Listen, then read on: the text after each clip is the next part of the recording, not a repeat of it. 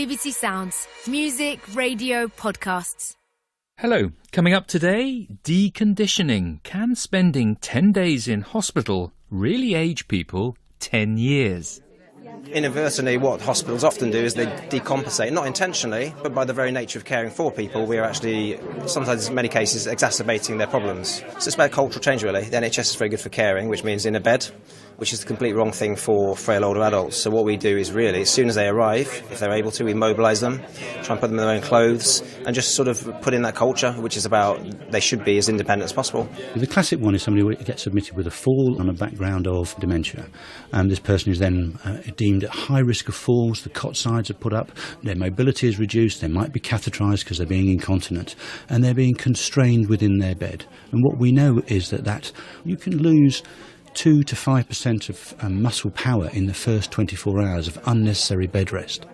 And the alcohol harm paradox. Why is it that less affluent drinkers tend to develop more problems than their better off peers, even if they drink exactly the same amount? But first, matters of the heart. The sound of a baby's heart beating in the womb. Every parent remembers the first time they heard it. And now there's a growing number of devices that allow mothers to listen themselves at home. Indeed, the latest advert for the Samsung Galaxy includes a pregnant woman using a fetal scanner on her smartphone. But Samsung's vision of the future has upset some midwives and doctors amid concerns that the burgeoning use of home fetal monitors could be harmful. And a private member's bill currently going through Parliament is examining the need for tighter regulation of their sale and use. Antoinette Sambach is one of the MPs behind the bill.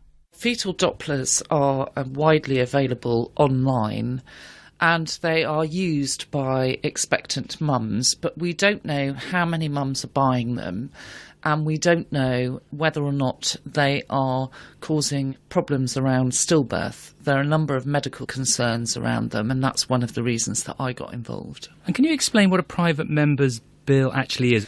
Well, a private member's bill is a way of an MP bringing before Parliament a bill that will introduce a law. And my bill is currently in the process. It's past its first stage. And what the government have agreed to do is to review the use of these fetal Dopplers, because there's concerns, largely anecdotally from midwives, that the use of fetal Dopplers may be preventing parents from seeking medical help when they should be going to hospital. So a woman might, for instance, notice that the baby's not moving or kicking as much as normal, uses her fetal monitor on her tummy, thinks, oh, well, that's okay, I can hear a heartbeat, everything's fine. Yes, and unfortunately it's quite common for the mother's heartbeat or for blood vessels in the placenta to give the impression of a heartbeat when actually that heartbeat isn't there. Midwives go through an extensive amount of training and use very, very expensive equipment. They train for at least 3 years on how to use their own fetal Dopplers. And the ones that are being sold over the internet are £40. You know, they're not the quality and level of the ones being used by midwives. And clearly midwives have the training that mums-to-be just don't have. Dr. Margaret McCartney has been listening in our Glasgow studio. Well, I think there's 3 main problems. The first is that of false reassurance. So this might be a woman who thinks that there might be something wrong, the baby's not moving as usual, somehow there's reduced movement, something she's not feeling unwell, might use the monitor for reassurance, feels reassured because she thinks she's found a good heartbeat, but actually there is a problem and the baby is unwell. And there have been, very sadly, case reports of exactly this happening. Women seeking reassurance from the scan, thinking that they've got a good heartbeat, but actually then ending up having a miscarriage or a stillbirth. So that's the first problem.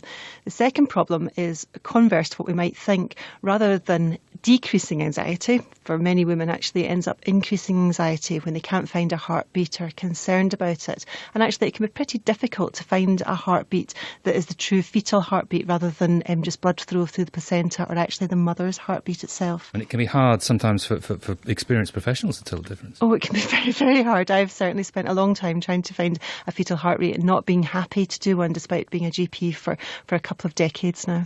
And then the other issue is that of safety. And what are those concerns? I mean, we use ultrasound, similar technology, to do full scans for dating a baby, for monitoring its growth, and we regard those as safe. Yeah, and ultrasound has a long tradition of being used in maternal medicine because it's not ionising radiation. It's thought of being as safe for the mother and fetus. And that's absolutely fine. The problem is that this is now being used in a different way. The ultrasound is not being used for a medical purpose. It's really being used for a leisure purpose, what some companies call bonding reasons. And women may be using it for extended periods of time rather than the few minutes that a midwife will be using to do a scan or to check a fetal heartbeat. So it's a completely different use. And there are concerns that this could cause, in prolonged use, warming of the tissues, heating of the tissues, and also small bubbles can also occur in some tissues. And these have been concerns raised by the Food and Drugs Administration in America, for example. Now, I don't think for a moment that this is a big issue, but I do think it's of concern, and I think it is of increasing concern if women are using these for prolonged periods at home in a way that we just do not have the data to tell us is safe. And what's your view on whether we should regulate this more? Would you like to see more regulation? Yeah, I mean, part of me always thinks, well, banning stuff is bad. But actually, if you've got products that are not doing any good and could actually be doing harm, why would you want them to be on sale? And what would you say to women who say, well, look, this is a storm in a teacup. These are harmless bits of fun that I used to listen to my baby's heartbeat once in a blue moon. Yeah, and for some women that will be their experience and they will feel it's worked out well for them.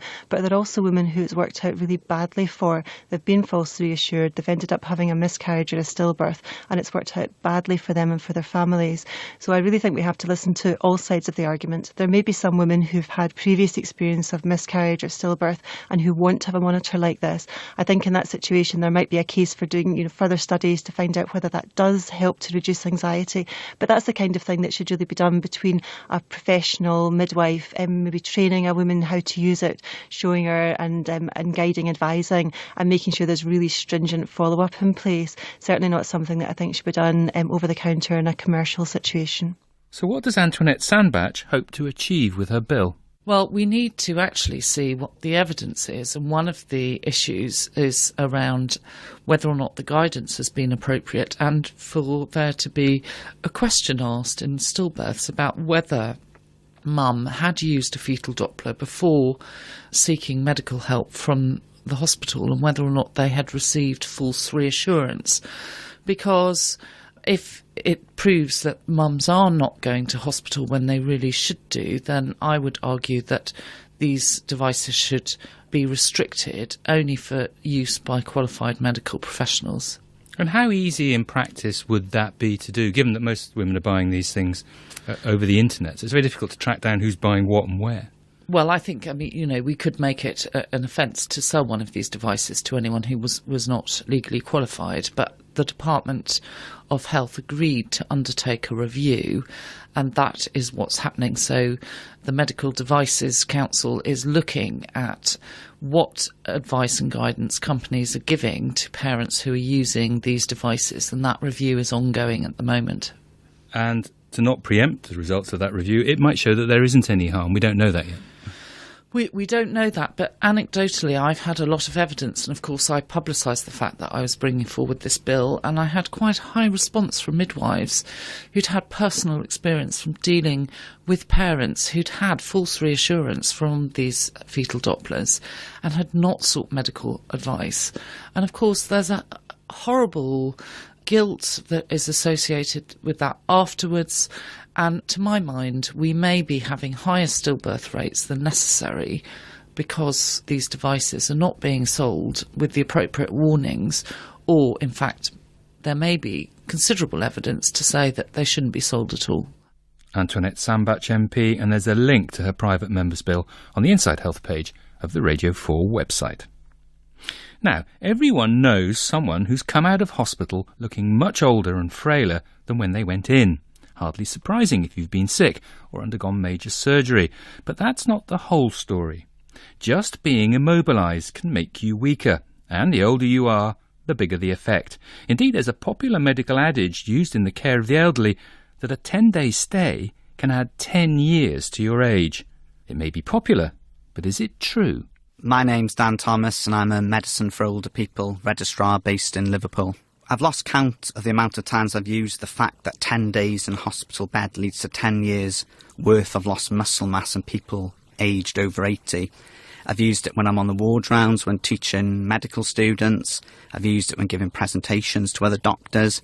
I've even used it when speaking to patients and relatives about the risk of coming into hospital and the harm that might arise from their admission. I'm with you. In fact, at one stage, I got so confused, I actually thought I might have coined the term myself, because I'm sure I've been using it for 10 years in various articles. So is there any evidence behind this? Where did it actually come from? The first thing to say, it's actually quite difficult to find the original sources, because often this statement is used unreferenced. But when you do eventually find a reference, it tends to be 3 separate studies that are cited. But it's very difficult to extrapolate the findings from these studies. So the studies are carried out in healthy people living in the community. Some of the studies exclude a lot of the patients that we would be looking after, so people who already struggle with activities of daily living like washing, dressing, getting up from a chair. They exclude people with serious cognitive impairment, and they exclude people who may be in the last 12 months of life. And this is the hospital population that we would normally be looking after. The studies are also very small. 2 of the studies don't have any more than 12 people in them. One of the studies actually doesn't have anyone over the age of 80 within it.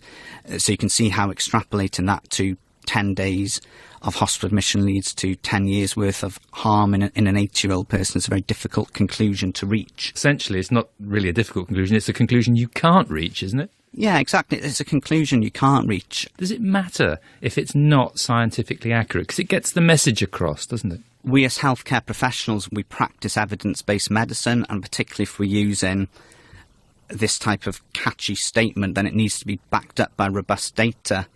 And my gut feeling is actually, although these studies don't include older people who are currently in hospital, the chances are that if you did do a type of study in someone who's in hospital, the data's probably worse. So if it's even worse than we think, what are we doing about hospital-related deconditioning? Not enough, according to Dr. Ian Sturgis, an elderly care consultant for 20 years and past regional medical director for NHS Improvement. It's probably the biggest epidemic of harm internationally. It's under-recognised and not reported. If we talk about healthcare-associated infections that we talked about 10, 15, 20 years ago, this is numerically 10 to 100 times bigger. The easiest way for people to ask the question is, if they think about a patient coming out of hospital, do they come out of hospital worse than when they went in? Is it simply a matter of weakness? Is this a direct result on the musculature from being stuck in bed or stuck in a chair? It's physical, so it's muscles, circulating volume, lung function. It's cognitive, so the quickest way to convert incident delirium to persistent delirium is to keep somebody in hospital and move them 2 or 3 times. It's psychological. People become very depressed. And then we have sleep deprivation, which creates havoc with people's psychological state. And then there's social deconditioning. If you remain in hospital for a lengthy time, unnecessarily waiting for things to happen, not just at the end of the journey, but right at the beginning of the journey, your social support fragments. How do you prevent it? What does the evidence tell us? We could be here a very long time. There is so much evidence, and yet it's not being applied. The evidence is not being applied. And let's be honest, would we do to children what we do to older people in hospital? We wouldn't. There'd be a national outcry. We make assumptions about older people. There are some excellent examples out there of organisations that have really started to address this. Nobody's done it perfectly yet. Poole Hospital, Bournemouth Hospital, South Warwickshire have done some fantastic work on this. So, to South Warwickshire, we have come specifically to Warwick Hospital to learn more about what the team here is doing to combat deconditioning. I'm on the busy Squire ward, which is hosting a special event today, to meet Dr. James Reed, Clinical Director of Care of the Elderly. Inadvertently, what hospitals often do is they decompensate, not intentionally, but by the very nature of caring for people, we are actually, sometimes in many cases, exacerbating their problems. What were you noticing? Hospitals are often really set up for people who are quite physically able. So the people that I've been seeing for the last sort of 10, 15 years generally are a little bit older, frailer. And what you see day to day from looking after these people is that the system's not really designed to look after their needs. What they really need is a very rapid assessment as soon as they arrive at the front door and early mobilisation. And what I was seeing was that often they are difficult to really get to the bottom of what the problem is, so therefore they were often put into a bed. And then the situation then evolves that their mobility, after you get them out of bed after a day or so, is not as good. They then need further physiotherapy, they then need further rehabilitation, and things just sort of spiral downwards, essentially. So the consequences for the individual is that they're not getting home as quickly as they would do, and that has implications for both them and you as a busy unit as well. The people you care for, you want them to do the best they can. By seeing them deteriorate literally in front of your eyes day after day and having a lack of real momentum in their journey, maybe we want to really try and change things. Hello, my name is Rachel Williams. I'm the Associate Director of Emergency. We're here on Squire Ward, which is one of our frailty wards today, and we're hosting the Wasps rugby team visit. So we do lots of events about getting patients up, dressed and moving, and the Wasps team have come to meet our frail older patients and to do exercises with them as well, playing skittles, hoopla, and it's all about making sure that deconditioning doesn't take place. My name's Rob Miller, I play fullback for Wasps. Doing a sort of a walk around the hospital, and obviously been here on the frailty ward, and it's been awesome for us to come down and chat to them and engage, and we've played a few sort of games with the occupational therapists. Gently, I hope. Of course, gently. Actually, James Gaskell actually got beat chucking the skittles on top of the ring, so I think the boys need to practice a bit more if they want to. But you won't be ribbing him about that at all? Oh, no, of course. My name's Mark Porter, I work for Radio 4. Nice to meet you. You look far too fit to be in hospital. I know, I'm 80. Yeah, well, you look remarkably well, too. So what's happened? It's just your leg? Just this leg, really. It's swollen up, is it? Might be a blood clot in the vein or something. So you're sitting next to the bed here, you're not sitting in it? I'm not sitting in it. You're in a no. chair, fully dressed? Yeah. Got no intention of getting into bed by the look of it? No, I hope not. I've always been active. And you want to stay that way? Yeah, hopefully, please God. It's about making sure that the patients, when they leave hospital, aren't deteriorated, haven't got that muscle wastage, actually that we promote their independence. And also, events like this helps with socialisation and loneliness as well, which I think is really good. My name is Martin Sandler. I'm a consultant physician and geriatrician at South Warwickshire Foundation Trust. It takes about a week for you to lose 10% of your muscle power if you're not active. So if you've got a 75-year-old lady who gets a dose of flu, stays in bed for 5 to 7 days, you will then find that she struggles to get up and stand out of bed. That is deconditioning, loss of muscle power. And it's interesting looking at medicine over the last couple of decades where people used to be in hospital and spend long periods of time in bed. Increasingly, people spend shorter and shorter times in bed, and that's what we've been promoting. And how easy is that on a busy ward where the staff are all running around? It's much more difficult, and it is much more time intensive. And it is, some people would say it's slightly risky, because the more you mobilise people, the more you risk falls in hospital.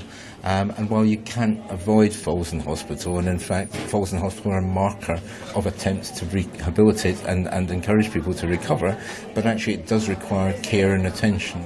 So it's about cultural change, really. The NHS is very good for caring, which means in a bed, which is the complete wrong thing for frail older adults. So what we do is really, as soon as they arrive, if they're able to, we mobilise them, try and put them in their own clothes, and just sort of put in that culture, which is about they should be as independent as possible. If they shave themselves at home, they should be shaving themselves in hospital.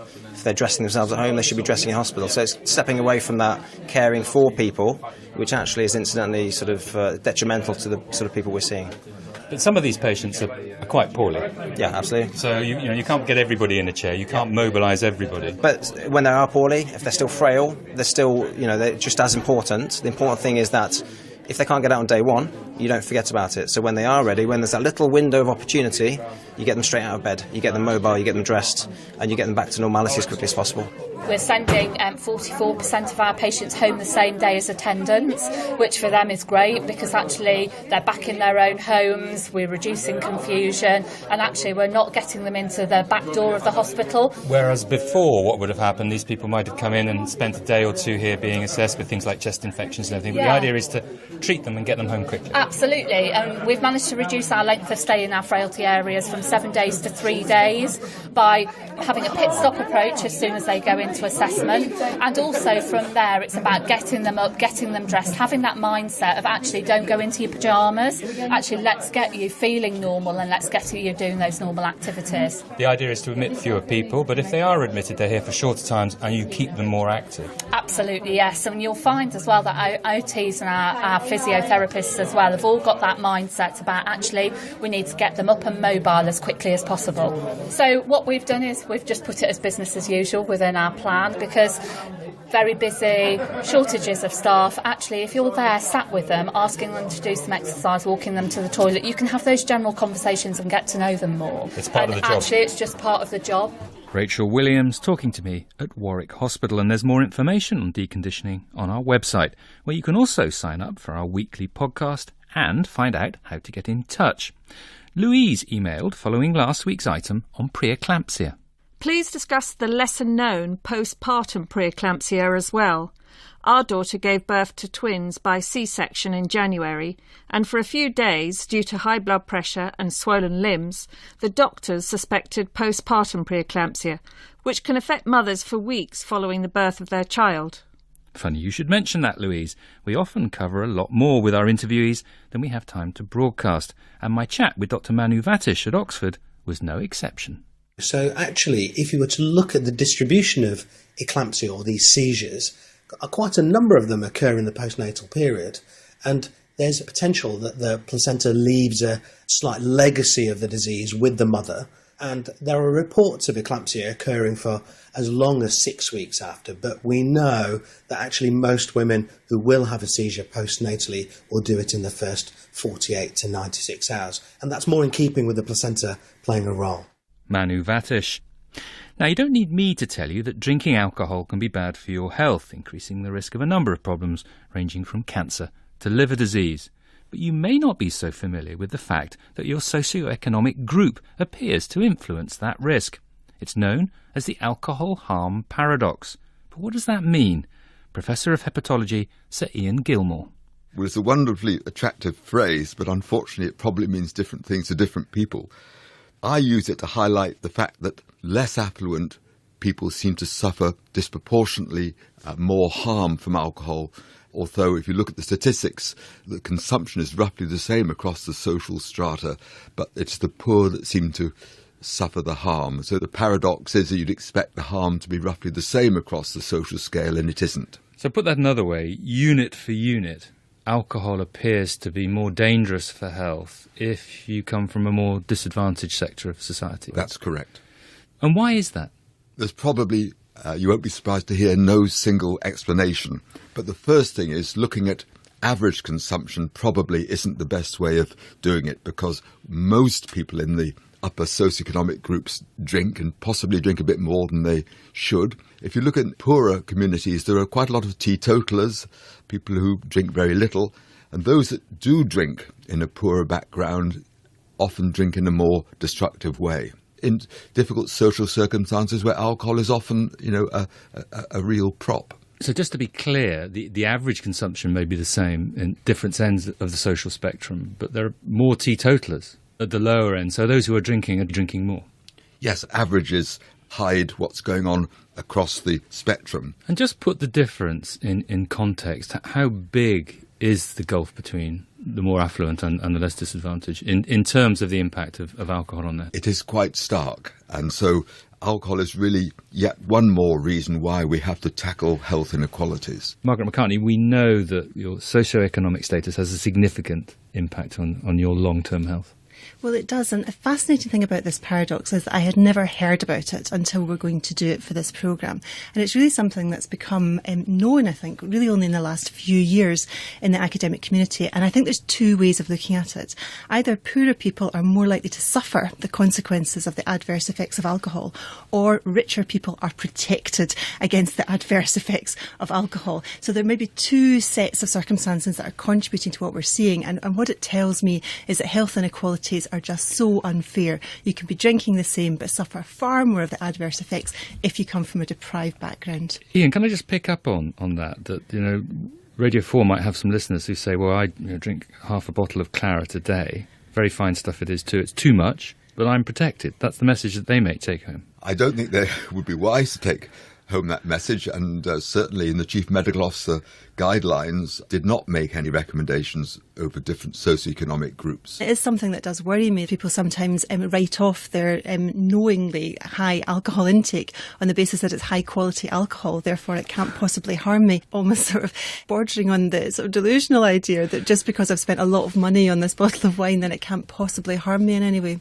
Yes, I've heard that from patients who say, that the person who drinks White Stripe, well, that's going to rot your liver, isn't it? But, whereas a bottle of Chablis won't. And alcohol is alcohol. You can get alcohol that comes with fewer calories in it. I'm a bit of an expert in selecting my gins and tonics on that basis. You're being very clever, because at the moment there's more nutritional information on a bottle of milk about what's in it than there is in a bottle of wine. And at the moment, because of European regulations, we cannot put, for example, the calorie content of a bottle of wine. Which might be interesting from a health education point of view. Well, absolutely, and especially if we're looking at the reasons why people in some social groups seem to suffer more adverse consequences than others. One of the problems that people are trying to disentangle the statistics about is for this idea of downward social mobility. So the reason why people are in more difficult socioeconomic groups is because they've got drink problems. Yes, and I think it's difficult to know what's going on, whether there's cause and effect or effect and cause. Well, it's unlikely that drinking too much is going to propel you up the social spectrum, but it could very well cost you your job, for instance, and propel you down the social spectrum. Yes, that's a very interesting point, Margaret, and it fits with another of the confounding factors, that when you're comparing the health impact of drinking, the fact that moderate drinking seems to be beneficial to health, but that's bedeviled by the fact that those who don't drink at all contain a percentage of those so-called sick quitters who don't drink because they're ill already, and so they're not really a comparable group to compare with. And then there are other risk factors. We know that obesity is more common in poorer people. Their diet may not be so good, there may not be so much activity, more smoking. And however hard you try to control for these factors in trials, you probably can't. Then there's the response rate in surveys. Do people from more educated backgrounds cooperate more, or do they tell lies more about what they drink, or do poorer people tell more lies? There are all sorts of potential factors, but I think the big one is there's probably more harmful patterns of drinking in poorer groups. I think the binge drinking is important. I think there's quite a lot of the excess mortality is in younger people who are, victims of mental illness, suicide related to alcohol, accidents, violence, and those are certainly seen disproportionately in the poorest in society. Margaret, what about these people coming to seek help? I mean, the other thing we know about the discrepancy across the social spectrum is that the better off you are, the better educated you are, the more likely you are to access help and to get diagnosed and to get good care. Well, absolutely, and that's one of the problems with looking at the studies so far. People try and control for these kind of things. They try and control for things like binge drinking. There was a Lancet public health paper that tried to do that. So there's a lot of disentangling to be done. But certainly I think we've known up till now that health inequalities are bad news, and now we know they are really bad news. Margaret McCartney and Professor Sir Ian Gilmore. Just time to tell you about next week's programme, when I meet the team behind a new pitch-side test for concussion and learn more about what's being done to reduce overuse of opioid painkillers, including the latest research into how to help long-term users come off the drugs.